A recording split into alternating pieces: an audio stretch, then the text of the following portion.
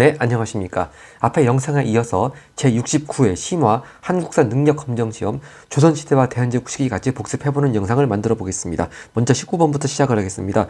미줄근 대책에 대한 탐구활동인데요. 보통 19번 문제쯤 하면은 조선 초기 전기에 대한 문제가 나올 줄 알았더니 결국 이거 영주의 균역법을 말하는 문제입니다. 자, 여기 보면 이제 많이 백성들이 고통을 겪고 있어가지고 이제 결국 백성의 고통을 줄여주는 정책을 실시하는데요. 그게 뭔가 했더니 이렇게 자 전하께서 이를 불쌍하게 여겨 이 필을 역을 특별히 한 필로 감하였다. 바로 군보 두 필로 했던 걸 한 필로 줄여주는 것 균역법이죠. 이건 영조가 시행한 정책이 되겠습니다. 자, 근데 이렇게 수입이 줄어들면 뭔가 국가 수입을 보충할 대책을 또 마련해야 되겠죠. 바로 그 대책이 뭐냐, 그걸 찾는 것이 되겠습니다. 답은 3번 되겠습니다. 이렇게 군보 한 필 줄여줘 가지고 수입이 줄어드는 걸 보충하기 위해서 3번처럼 선무 군관포도 징수했고요. 또 그 외에 또 들 수 있는 것이 어장세, 염세, 선박세 이런 것들을 통해 가지고 이 군포 수입 줄어드는 것을 보충했습니다. 답은 3번이고 네, 나머지 성질 보겠습니다. 1번 공인이 등장하게 된 배경, 이건 대동법과 밀접한 관련이 있죠. 바로 대동법에 대한 얘기가 4번입니다. 원래 조선 전기 집집마다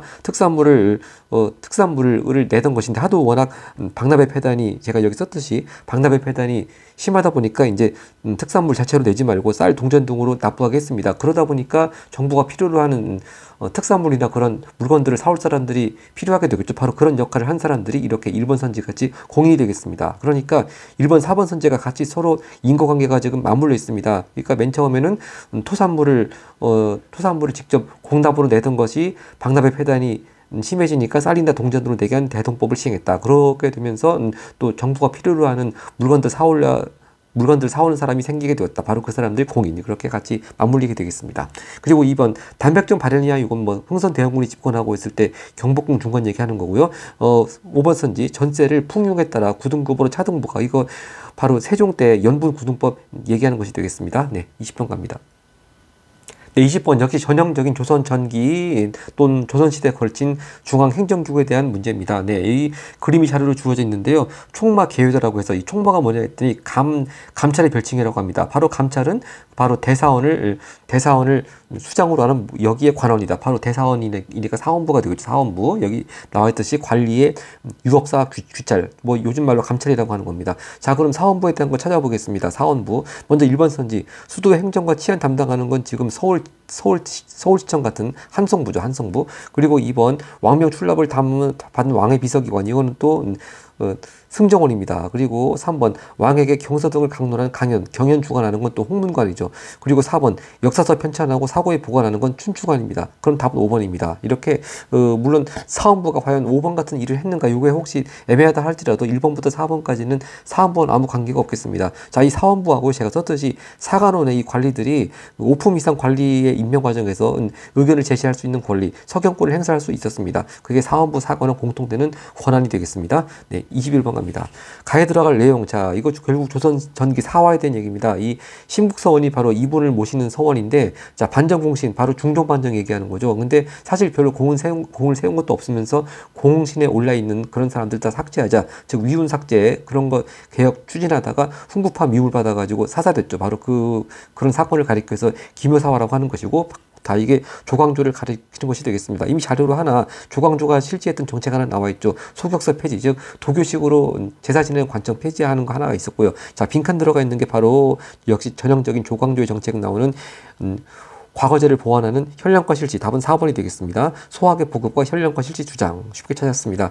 1번 선지 성악지묘, 성악 10도는 이황이고요. 성악지묘는 이이죠. 그리고 2번입니다. 김종직의 조의제문 사초에 포함시켰다. 바로 연산군 때 성종실록을 편찬할 때 바로 김일손이 자기 스승인 김종직이 지었던 조의제문을 사초에 포함시켰는데, 자, 조의제문이 어떤 내용이었습니까? 바로 은근히 연산군의 증조 할아버지격인 세조가 단종으로부터 왕위를 찬탈한 걸 비유하면서 비난하는 내용이 포함되어 있었죠. 바로 그건 왕실의 정통성을 건드리는 문제였기 때문에 이렇게 무어사화로 발전하게 되겠습니다. 하여튼 김종직의 조의제문을 사초에 포함시킨 사람은 김일손입니다. 네, 그리고 3번 최초의 서원 백운동 서원, 즉 안양을 기리는 백운동 서원은 주세붕이 되었습니다. 5번 재상중심의 정치를 강조한 인정한 조선 경국전, 이거 앞전 68회 18번 문제도요, 바로 정도전의 조선 경국전이 나왔고요. 그리고 그 자료에 또 정도전이 불교를 비판한 책으로 불시자편도 나왔습니다. 자, 이렇게 정도전은 재상 중심의 정치를 강조했고, 바로 이런 것이 이제 왕권 중심의 정치를 강조한 이방원하고 충돌이 되어서 1차 왕자해난 때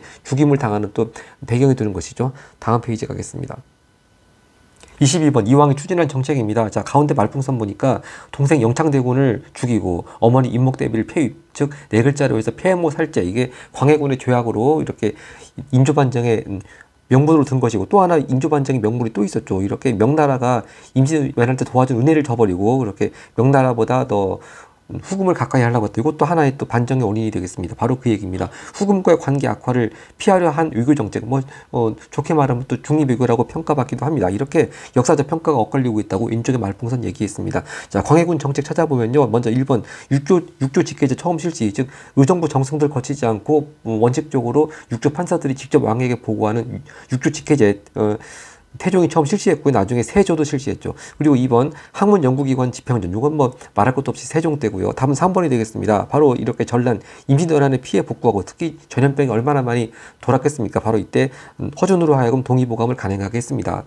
제가 답을 잘못 썼네요. 이게 지금 광해군 얘기하고 있는데 영조라고 잘못 썼는데, 영조는 바로 그 4번 선지 역대 문물제도 정리인 동국문헌 비고 편찬한 것, 그때가 영조 때죠. 네, 동국문헌비고가 영조 때입니다. 그리고 5번 시전 상인의 특권 축소, 이걸 다른 말로 해서 금난정권 폐지라고 그러죠. 바로 1791년 신해 통공 정조 때가 되겠습니다. 23번 갑니다. 23번 이 전쟁의 영향입니다. 자, 신흥부원군 장유라고 하는 사람이 자기 며느리가 이렇게 적군에 끌려가서 결국 절개를 지키지 못했다는 이유로 결국 자기 아들하고 강제로 이혼하게 해달라, 그런 내용입니다. 상당히 슬픈 내용이죠. 하여튼 이 전쟁의 핵심적인 내용은 바로 이거죠. 국왕이 삼전도에서 항복해서 종결됐다. 바로 병자호란을 말하는 것이 되겠습니다. 그럼 늘 병자호란에 영향 나오면 늘 항상 북벌 얘기가 나오죠. 그 얘기가 1번이 되겠습니다. 이완 등을 중심으로 북벌 추진되었다. 즉 효종 때 얘기하는 거고요. 이완의 이 사람이 아마 북벌을 이끄는 총수였다고 합니다. 그래서 벼슬이 어영대장. 종종 이렇게 한국사 시험에 나오는 게 효종 때 어영청을 개편해서 북벌의 중심기구로 삼았다고 그랬죠. 물론 어영대장은 바로 인조반정 직후에 설치가 되긴 했습니다. 하여튼 효종 때 어영청을 확대 개편하면서 북벌 추진한 중심기구가 됐고요. 이렇게 이완이 그런 어영청의 제일 대장, 어영대장이 되었고, 또 훈련대장도 같이 겸했습니다. 네, 2번 김종서가 두만강 일대 육진 설치는 당연히 사군 육진, 사군은 최윤덕, 세종 때고요. 그리고 3번 이종무가 적의 근거지, 즉 외국의 근거진 스시마섬 정벌한 것도 역시 세종 때죠. 4번 강홍립이 이끄는 부대가 사르 전투에 참전했다. 이거는 아직 광해군이 왕위 있을 때 1619년입니다. 아직은 청나라가 아니고 나라 이름이 후금으로 돼 있을 때고, 이때 명나라의 지원 요청을 어쩔 수 없이 따를 수밖에 없어가지고 명나라 도와주라고 조선군을 파견하면서 적절하게 이제 이렇게 아까 전에 22번에도 그런 말풍선 표현이 있었죠. 후금과의 관계 악화를 피하려고 결국 쉽게 말하자면 강홍 장군한테 적당히 싸우라고 이렇게 명령을 내린 것이죠. 하여튼 그것이 이제 방금 제가 썼듯이 22번 자료 말풍선하고 연결이 되겠습니다. 그리고 5번 문제, 국방 문제를 논의하기 위해 비변사가 처음 설치됐다. 이건 중종 때 삼포 외란을 계기로 처음 설치됐는데, 이때는 임시기구였다가 나중에 명종 때 을묘 외변을 계기로 해서 상설기구화가 되었다고 했습니다. 그리고 임진왜란 병자호란 이후에 점점 권한이 확대가 됐고, 특히 19세기 세도 정치 시기에는 완전히 의정부는 유명무실해졌다고 했습니다. 그러다가 흥선대원군이 집권하면서 비변사 혁파 또는 폐지됐다고 했습니다. 24번 갑니다. 24번 어떤 왕의 제휴식입니다. 자, 수신전, 휴량전 쭉 나오는 바로 이 얘기가 이제 조선 초기에 과전법이 시행됐죠. 신하들한테 수조권을 주는 제도로 과전법이 시행됐습니다만, 그 과전법은 현직 관리뿐만 아니고 현직 관리가 아닌 사람들한테도 지급되었다는 겁니다. 그 대표적인 예가 이렇게 미망인한테 주는 수신전, 그리고 또 부부가 모두 죽었을 경우에 아들에게 또 주는 휴량전, 바로 이런 건 현직 관리가 미망인이나 아들은 현직 관리가 아님에도 불구하고 이렇게 토지 수조권을 줬습니다. 그리고 만약에 그 아들이 관직에 죄수된다면 그대로 또 그 전지를 주어가지고 과전으로 했습니다. 바로 결국 또 세습도 될 수 있다는 얘기죠. 근데 이런 걸 폐지하고 이제 토지가 부족해지니까 바로 세조 때 와서 현직 관리에게만 전지를 주는, 즉 수조권을 주는 직전법을 시행했다고 그랬습니다. 직전법, 바로 이건 세조 때 얘기가 되겠습니다. 자, 세조 세조 때의 여러 가지 일들 중에서 평소에 잘 안 나오던 게 나왔네요. 바로 세조가 좀 불교에 불심이 깊었죠. 그래서 이렇게 불교 경전을 많이 편찬했습니다. 불교 경전을 간행하는 강경도감이 세조 때 설치가 되었습니다. 근데 흔히 우리가 알다시피 세조가 또 단종을 몰아내고 하여튼 여러 가지 참 업보가 상당히 많은데 아무리 불교를 많이 믿는다 하더라도 이렇게 자기가 쌓은 업보를 과연 다 씻을 수가 있었을지 좀 많이 의문이 됩니다. 자, 그리고 2번 선지 음악 이론 등을 집대성한 악화개범 완성된 거는 성종 때였고요. 3번 세계지도인 혼일 강리 역대 국대지도, 이거는 태종 때 만들어진 건데 요거 혼일 강리 역대 국도 지도에 대해서는 앞전 시험에서도 22번에 1번 선지로 나온 적이 있었습니다. 그리고 늘 나오는 정조 때 바로 젊은 무신들 재교육하는 초계 무신제 4번 선지고요. 그리고 삼남지방 농법을 소개한, 특히 인터뷰를 해서 그 농사 잘 짓는 사람들한테 인터뷰에서 책 지었다고 하는 거 앞전 시험에도 나왔습니다. 바로 세종 때 농사직설입니다. 25번 갑니다. 25번은 또 지역에 대한 문제가 나왔습니다. 임진왜란 때 신립장군 탕근대 전투, 바로 이건 충주 얘기하는 거죠. 자, 충주의 또 역사적으로 중요한 사실들 보겠습니다. 먼저 일모둠이 발표했다고 하는 거, 타평리에 있는 7층 석탑이 있습니다. 타평리 7층 석탑. 네, 이건 아마 통일신라 시기 8세기 후반에서 9세기 초 정도에 세워진 거라고 하네요. 혹시나 또 이 불탑 문제에 대해서 어려운 선지로 나올 경우에 타평리 7층 석탑이 나올 수 있으니까 시각적으로 잘 익혀둘 필요도 있을 것 같습니다. 그리고 두 번째 모듬이 김윤우. 아까 전에 살리타 얘기 나왔을 때 김윤우가 처인성 전투에서 살리타를 화살로 사살했다고 했습니다만, 또 처인성 전투 이후에 몽골 5차 침입 때는 또 충주성에서 활약을 하죠. 네, 충주성에서 이렇게 김윤우의 5차 침입 때 데모 항쟁을 했고요. 또 옆에 다인철수, 바로 고려 특유의 행정부의 향소 부국 중에 하나입니다. 다인철수 역시 5차가 아니고 그 다음 6차 침입 때 몽골군의 항전을 했습니다. 하여튼 충주에 대해서 여러 역사적인 중요한 사실들 나와 있고요. 자, 그 중에 또 하나를 더 들 수 있다면 바로 4번 선지가 되겠습니다. 바로 고구려 장수왕 때 바로 고구려가 한반도 중부 지역까지 세력을 넓혔다는 것을 보여준 비석이 있었죠. 바로 충주 고구려비인데, 바로 그것이 그 남한 지역에서 발견된 유일한 고구려비라고 합니다. 장수왕 때 충주 고구려비. 답은 4번이 되겠네요. 자, 1번 선지 1차 미소 공동위원회가 개최된 곳은 덕수궁 석조전이죠. 1946년 때고요. 2번 명나라 신종, 바로 신종 다른 말로 만력자라고도 합니다. 명나라를 그렇게 멸망에 이르게 한 가장 직접적인 원인이 되는 가장 암군이라고 표현할 정도로 상당히 무능한 황제의 대명사인데, 또 조선의 입장에서 보면 임진왜란 때 군사도 지원해주고 쌀도 지원해주고 상당히 그 은혜를 많이 감사함을 느끼는 그런 황제입니다. 명나라 신종. 그래서 명나라가 망한 다음에 이 숙종 때 이렇게 괴산, 충북 괴산에 화양동이라고 하는 곳, 여기에 그 명나라 신종을 기리는 만동묘가 건립이 되었습니다. 이것이 이제 이때 송시열은 죽고 없었을 때입니다만, 송시열의 유명에 따라 가지고 송시열의 고향인 괴산 화양동에 만동묘를 건립했습니다. 그러다가 나중에 고종 때 흥선대원군이 집권하면서 만동묘 철폐했죠. 그리고 바로 이 만동묘 얘기가 67회 때 27번 2번 선지로 나온 적이 있었습니다. 그리고 3번 강주룡, 이분은 여성입니다. 여성운동가 문제 나올 때 종종 나오는 분인데요. 강주룡이 을밀대 지붕에서 고공농성 펼칠 때는 일제강점기 1931년 평양이었습니다. 이 강주룡 회사는 고무공장의 노동자였습니다. 자, 이 평양에 대해서 앞전에 바로 11번 문제에서도 바로 조유총의 난, 즉 서경유수 조유총의 반란이라든지 또 원간섭기 때 원나라가 평양에 동령부 설치했다, 방금 전에 봤었습니다. 그래서 왜 이 평양을 중심으로 한 문제에서 강주룡 여사의 농성이 빠져있나 했더니 바로 여기 나오려고 빠져 있었군요. 그리고 5번 선지 박지혁이 경찰서에 폭탄 던진 의거인데요. 이 바로 박지혁 의사는 의열단 단원입니다. 1920년 부산 경찰서에 폭탄을 던졌습니다. 하여튼 이건 또 부산을 키우더라 문제에서 박지혁 의사의 또 의거 나올 수도 있겠네요. 네, 그 다음에 26번 가겠습니다.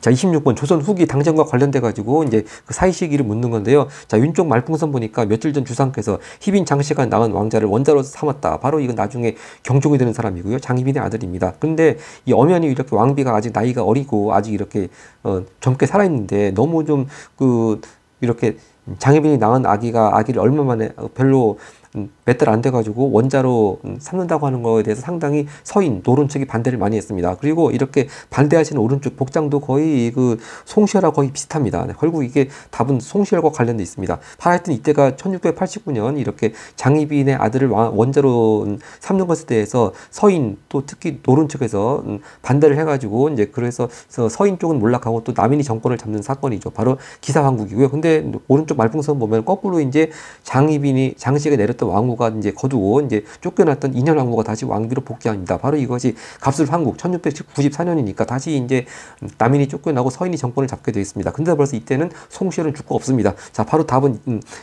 2번입니다. 이렇게 그 복장 자체가 송시열과 비슷한데요. 하여튼 송시열이 이렇게 희빈 장씨 아들을 원조로 삼는 것에 반대하다가 유배가 된 후에 곧 사사되었습니다. 네. 답은 2번이에요. 1번 무신 이징옥이 반란인데요. 자, 이게 그 1453년 즉 수양대군 아직 세조가 되기 전에 수양대군이 단종의 측근들을 죽인 바로 계유정년 직후에 이제 거기 반발해서 함경도 절제사로 있던 이징옥이 반란을 일으켰습니다. 이때는 아직 세조 즉 왕이 되기 전입니다. 그래서 혹시 헷갈릴 수 있는 게요. 세조 때 또 이씨가 일으킨 반란이 이시의 난이 있었죠. 지역도 거의 비슷합니다만 근데 이시의 난은 엄연히 세조가 왕이 된 이유고요. 세조가 왕이 되기 전 계유정년 직후 수양대군 신분일 때 난을 일으킨 사람은 이징옥이 되겠습니다. 3번 자위대비 복상 문제로 예성 문제. 바로 이거는 현종 때죠. 즉 효종이 승하했을 때하고 효종 왕비가 승하했을 때 인조의 계비였던 대왕대비 자위대비로 한 대왕대비가 과연 상을 장자에 준해가지고 길게 입을 것인가 아니면 효종이 찬압해내는 것에 초점을 맞춰가지고 좀 짧게 입을 것이냐 그런 거 가지고 역시 서인과 남인이 엎치락뒤치락 정권이 바뀌어가면서 대립했던 바로 예송 그거는 현종 때가 되겠습니다. 현종이 숙종 앞이니까 당연히 3번은 훨씬 왼쪽 말풍선보다 앞이겠죠. 그리고 4번 선지 정열인 모반 사건 빌미로 기축곡사 이건 또 임진왜란이 일어나기 3년 전 1589년 기축년이 되겠습니다. 바로 선조 때도 이 정열입이라고 하는 사람이 원래 서인에 속해 있다가 동인으로 이적했습니다. 그래서 정찰을 필두로 한 서인 세력들이 아주 동인들을 상당히 아주 강하게 숙청한 사건이 바로 기축곡사가 되겠습니다. 그리고 5번 분당정치 폐해 막이은 탕평비건은 영조가 건립했죠. 다음 페이지 가봅니다. 27번 다음 인물에 대한 설명인데요. 청나라 화가가 이 인물의 초상을 그렸는데 결국 이 인물 연행사로 즉 청나라 수도 연경 지금의 북경이죠. 연행사 일행으로 청나라 갔다 왔고 거기서 이제 많은 문인들과 폭넓게 교류를 했고 특히 대표적인 저서가 나와 있습니다. 북학이. 네, 북학이. 바로 박제가가 되겠습니다. 네. 그래서 청나라 문물을 적극적으로 수용하고 또 수레를 이용하라. 그리고 또 소비 중요성을 강조했다. 그렇게 또 박제가를 설명하는 여러 선지들 종종 나오고 있습니다. 자, 이제 박제가의 특징은 또 서울 출신입니다. 근데 정조 때 이렇게 정조가 만든 규장각에 이렇게 서자 출신들을 좀 기용을 했죠. 검사관으로. 바로 그 대표적인 세 명이 이렇게 박제가하고 또 발해고를 지었던 유득궁하고 또 한 번 이렇게 이덕모, 박제가 유득궁 이덕모 이 세 명이 또 정조 때 서자 출신으로 규장각 검사관에 기용이 되었습니다. 답은 4번이고요. 1번 선지 세계 지리서인 지구전의 저술 이거 정말 오래간만에 나왔습니다. 최한기가 저술했는데요. 최한기는 박제가라든지 나머지 선지에 있는 실학자들에 비해서 일단 한 세기가 좀 늦습니다. 즉 이웃 사람이라는 얘기죠. 1857년 철종 말년에 이렇게 최한기가 지구전을 저술했습니다. 2번 의상문답에서 무한우주론 이건 홍대용이고 3번 기기도설 참고해서 거중기 설계 즉 수원하성 축조할 때 사용되었죠. 이건 정약용 얘기하는 것이고 5번 양반전은 또 박지원의 대표작이 되겠습니다. 28번 갑니다. 28번 다음 가상대와 사회 모습으로 적절한 것입니다. 바로 진주에서 난이 일어났네요. 네, 바로 이거 진주 밀란이죠. 이거 진주 밀란이 점점 전국적으로 이런 종류의 밀란이 확대가 되어서 바로 1862년 임술 농민봉기라는 명칭까지 붙게 됐죠. 자, 근데 이제 정부가 좀 난을 수습하기 위해서 바로 그 얘기는 안 나오네요. 바로 박 교수를 안핵사로 파견했는데 그 얘기는 안 나오고 하여튼 그 난의 발발하기 원인 즉 탐관오리가 여기 바로 유명한 사람이 또 백낙신이죠. 동학농민운동을 촉발하게 된 고부밀라는 또 조병갑이고 이렇게 진주밀라는 탐관오리 이름이 백낙신입니다. 그리고 이 진주밀란을 주도한 사람 이름도 나와 있네요. 유계춘. 자, 하여튼 결국 철종 말기 모습이 되겠습니다. 당연히 그러면 세도 정체가 극심하고 또 삼종의 문란이 심한 그런 모습들이 나오겠죠. 답은 5번이 되겠습니다. 이렇게 안동김씨 등의 세도 정치로 매관매직이 성행했습니다. 네, 5번 찾았고요. 나머지 선지 보겠습니다. 나머지 선지들은요, 일단 조선하고 다 관계가 없습니다. 1번 선지, 빈민 구제 위해서 흑창 설치, 즉 봄에 곡식 빌려주고 가을에 갚는 이런 제도인데 이건 흑창은 고려 태조 때 설치했고요. 나중에 6대 성종 때 가서 의창으로 명칭이 바뀐다고 했습니다. 그리고 2번 원종과 애노가 사벌주 봉 이건 또 한창 신라가 막장으로 치닫던 진성여왕 때 9세기 후반 889년의 일이죠. 그리고 3번 홍건적의 침입으로 개경에 함락되었다. 이거 이제 공민왕 때 홍건적이 2차례 걸쳐 침입합니다. 홍건적이 원나라 사람 원나라 군대에 쫓기다 보니까 만주에서 고려 국경을 넘어와서 고려를 쳐들어왔는데요. 첫 번째가 1359년이고 두 번째가 1361년입니다. 이 두 번째 1361년에 쳐들어왔을 때는 개영이 함락되고 공민왕이 피난을 갔었죠. 그리고 4번 지배층을 중심으로 변발과 호적 유행, 변발과 호복 유행, 이건 바로 원간섭기대의 모습이 되겠습니다. 29번 갑니다.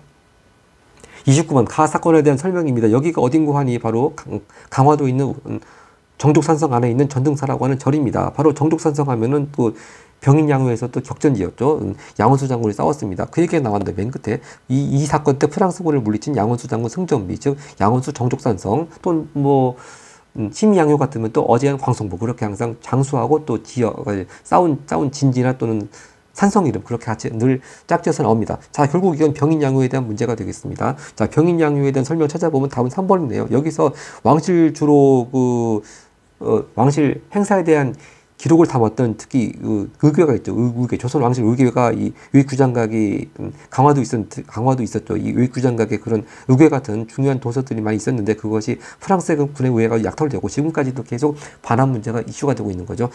답은 3번 찾았습니다. 1번 운요 사건 비밀. 이것도 일단 강화도를 배경으로 일어났습니다만 병인양과 관계가 없고 병인양도 이후에 바로 운요 사건 1875년이고 그보다 1년 후에 강화도 조약이 체결됐죠. 그리고 2번 왕이 공산성으로 피난 갔다 하죠. 공산성은 공주에 있는 성인데요. 이것이 공산성 공주라고 그래가지고 백제 때 얘기가 아닙니다. 바로 이거는 인조 반정으로 왕이 된 직후에 이제 농공 행상에 불만을 품고 이괄이 난을 일으켰을 때 이렇게 인조 임금이 공주까지 공산성까지 피난을 했습니다. 이건 이괄에 대한 얘기하는 것이고요. 4번 선지 사태 수습 위에 이용태가 안약사로 파견되었다. 자, 이건 바로 그 고부밀란 탐관올리는 조병갑, 그리고 안약사는 이용태죠. 방금 전에 봤던 진주밀란은 탐관올리는 백낙신, 안약사로 파견된 사람은 박지원의 손자 박규수, 그렇게 짝을 짓게 되겠습니다. 그리고 5번 선지 황서영 백서 사건, 이거 계속 나오겠습니다. 바로 직전은 안 나왔는데요. 67에 66에 계속 나왔습니다. 바로 황서영이 외국군대 출병을 요청하는 원인이었다. 왜 외국군대 출병을 왜 요청하겠습니까? 바로 천주교도들이 상당히 많이 박해를 당한 순조가 즉위한 초기인 1801년 신유박해죠. 그래서 신유박해 때 이제 황사영이 도망가 있으면서 몰래 청나라 쪽에 주교한테 이렇게 백서 보내죠. 그러면서 서양 군대가 좀 출병해달라 그런 걸 보냈습니다. 당연히 이제 적발돼가지고 아주 중형에 처해지게 되죠. 네, 바로 그런 황사영의 백서 사건입니다. 네, 계속 종종 나오겠습니다. 하여튼 이거는 원인이 된 사건은 신유박해가 되겠습니다. 30번 갑니다. 자, 이 5번 선지 황서영 신유박해가 왜 나와 있을까 생각해 봤더니 병인양의 발단이 된 것도 천주교도 박해한 병인박해지 않습니까? 근데 이 신유박해는 병인박해보다 한참 전에 순조가 즉위한 초기 때의 일이 되겠습니다. 30번 갑니다.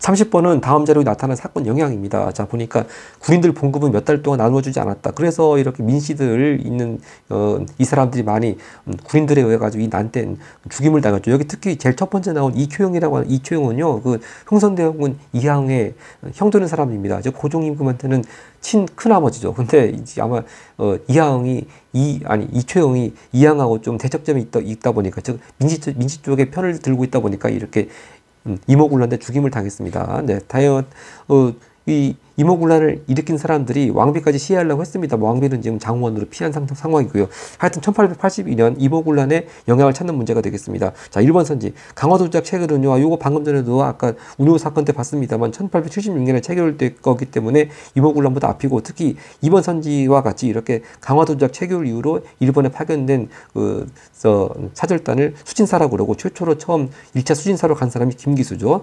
이렇게 같이 1번, 2번 연결이 되겠습니다. 그리고 3번 종로와 전국 각지 척합의가 세워지게 된 건 역시 신미양요 이후에 흥선대원군이 더 이상 서양사력과는 상종하지 않겠다, 그런 의미로 척합의를 세웠고요. 답은 4번입니다. 이렇게 이모군란 때 난을 일으킨 사람들이 해가지고 일본인들이 많이 좀 죽고 또 일본 공사관이 불탔죠. 그런 피해를 또 배상한 내용을 중심으로 해가지고 체결된 조약이 재물포 조약입니다. 조선하고 일본 사이에 재물포 조약이 체결됐고, 그 내용 중에 하나가 이제 그렇게 일본 공사관이 불타고 했으니까 일본 공사관을 경비한다는 명목으로 서울에 일본군이 주둔하고 되는 명분이 생겼습니다. 그게 재물포 조약의 내용이 되겠습니다. 이모군란의 결과 답은 4번이고요. 5번 통립기무함을 설치하고 그 아래 12사 두었다. 이 통립기무함과 12사, 바로 민지정권에서 개화정책을 총괄하는 기구로 통립기무함을 설치한 거는 이모군란보다 전에 1880년에 일이 되겠고, 바로 90군대와 90군대 비해 가지고 훨씬 더 우대한 대우를 해줬다고 하는 별기군도 바로 1881년에 통일기무하문에서 설치한 신식군대죠. 네,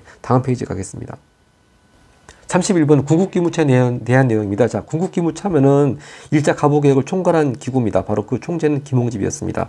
자, 결국 일제 가보개혁 때 실시한 내용인데, 일제 가보개혁하면 기본적인 컨셉이 뭐 구습을 타파하는 그런 거죠. 그런 내용이 바로 1번이 되겠습니다. 공사노비법 혁파 1번. 나머지는 뭐 답이 될 만한 게 없습니다. 2번 선지 5군형을 2형으로 통합한 건데요. 이거는 그 방금 전에 봤던 통립기무아문 때입니다. 그 5군형이라고 하는 게 아까 전에도 훈련도감 어영청 얘기했습니다만 총영청 수호청 금위형 포함해서 조선 후기 때 도성을 방해하기 위해서 5군형이 설치가 되었는데, 이제 군제 개혁하는 차원에서 이 통립기무아문 때 2형, 즉 무이형하고 장호형으로 통합됐습니다. 이때가 1881년이고, 자, 근데 나중에 이 이모군란 이후에 잠시 일시적으로 흥선대원군이 재집권하면서 다시 이 5군형도 부활을 시켰죠. 그리고 3번 선지 건양이라는 연호 제정한 때는 을미에 개혁되고요. 1895년 때. 그리고 4번 선지 한성사범학교 관제 반포, 요거는 또 2차 가보개혁 때 특히 교육 이복조소와 밀접한 관련이 있죠. 바로 조선도 이제 근대식 교육을 하겠다, 그렇게 고종이 반포한 것이 2차 가보개혁 때 교육 이복조소고, 그럼 근대식 학교를 세우고 하려면 역시 선생님들이 필요하니까 선생님들 양성하기 위한 한성사범학교 관제도 이때 반포가 됐습니다. 그리고 5번 선지 지계학문 하면 또 바로 대표적인 대한제국 때 광무개혁 때 조치죠. 네, 다음 32번 가겠습니다. 32번 어떤 단체에 대한 설명인데요. 상당히 자료가 긴데 이게 딱 아래에서 셋째 줄 독립문 세웠다. 그러면 여기서 끝났습니다. 바로 독립협회를 가리키는 게 되겠습니다. 자, 그럼 독립협회 하면 또 관민공동회를 열어가지고 정부 고위관리가 참석한 그 자리에서 또 건의사항 낸 게 있었죠. 그거 헌의6조. 또 헌의6조의 대표적인 내용이 또 이렇게 중추원회를 개편해서 의회 비슷하게 설립하자. 그런 내용이 헌의6조 안에 들어가 있었습니다. 독립협회의 대표적인 활동 내용 헌의6조 또는 중추원 개편 의회 설립 추진. 바로 답은 4번이 되겠습니다. 1번 선지 만세보 발행한 것은 바로 천도교 기관지로 만세보 발행했고요. 2번 일본의 황무지 개건권 요구 늘 나오는 1904년쯤에 활동했던 보안회가 되겠습니다. 그리고 3번 일제가 조작한, 즉 테러우치 조선 총독 암살 미수 사건, 일제가 조작하면서 105명이나 되는 사람들이 구속되거나 기소가 된 사건, 105인 사건, 그 사건으로 와해가 된 단체는 신민회가 되겠고요. 늘 나옵니다. 신민회가 와해가 된 계기는 105인 사건. 그리고 5번 선지 독립운동 자금 마련 위해 독립공채 발행. 요거는 이제 혹시 그 독립문 하니까 독립협회, 이 독립 뭐 근데 설마 이거 가지고 현혹될 일은 없을 것 같은데, 하여튼 독립공채는 대한민국 임시정부에서 발행한 거죠. 33번 가겠습니다. 33번 다음 자료에 나타난 민족운동인데요. 늘 나오는 액수 똑같습니다.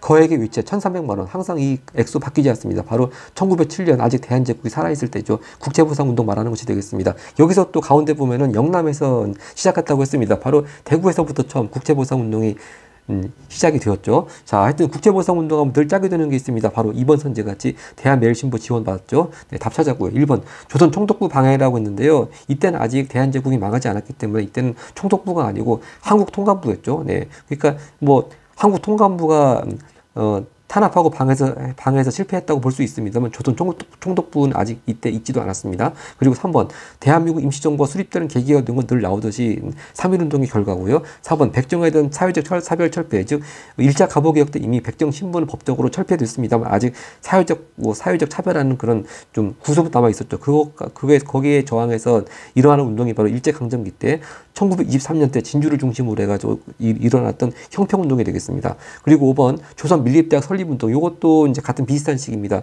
1920년대 전반에 이렇게 실력 양성 운동 중에 하나로 조선에도 밀립대학을 설립하자 그러면서 밀립대학 설립운동이 있었고, 그 단체가 조선 밀립대학 기성회였죠. 네, 34번 가겠습니다.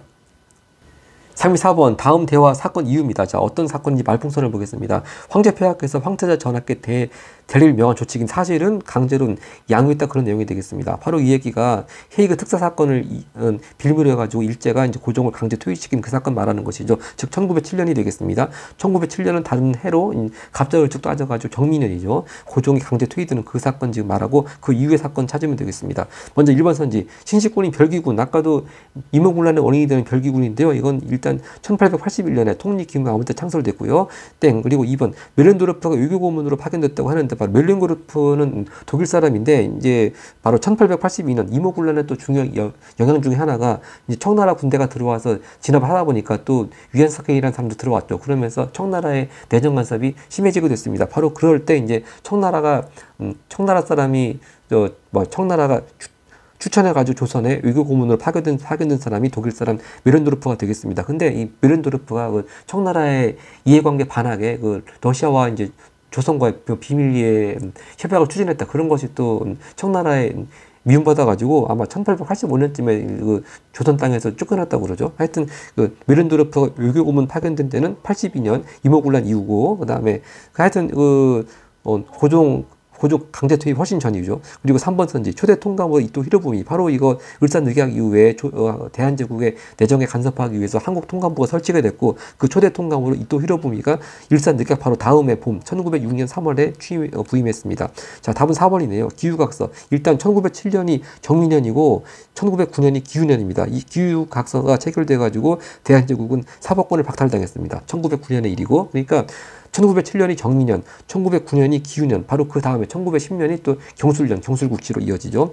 자, 하여튼 이 기후학서가 체결돼서 사법권 박탈, 이 얘기는 앞에 67회 36번 3번 선지에도 나온 적이 있었습니다. 바로 5번 선지 관민공동의 헌의육조, 바로 방금 전에 봤던 32번 그 독립협회 관련돼 가지고 말씀드린 내용입니다. 1898년 바로 정부 고위관리가 참석한 관민공동회에서 이런 헌의육조, 즉 중추원 개편하면서 의회 설립 추진을 하자 건의했습니다. 곧 이제 이것이 뭐 공화정을 목표로 한다, 그런 수구파의 모함에 빠져가지고 결국 1898년 12월에 독립협회는 해산되게 되었습니다. 자, 이렇게 해서 조선 시대와 대한제국까지 같이 봤고, 다음 영상에는 또 마지막으로 일제강점기와 해방 후 현대사 종합 문제 또 같이 보겠습니다. 감사합니다.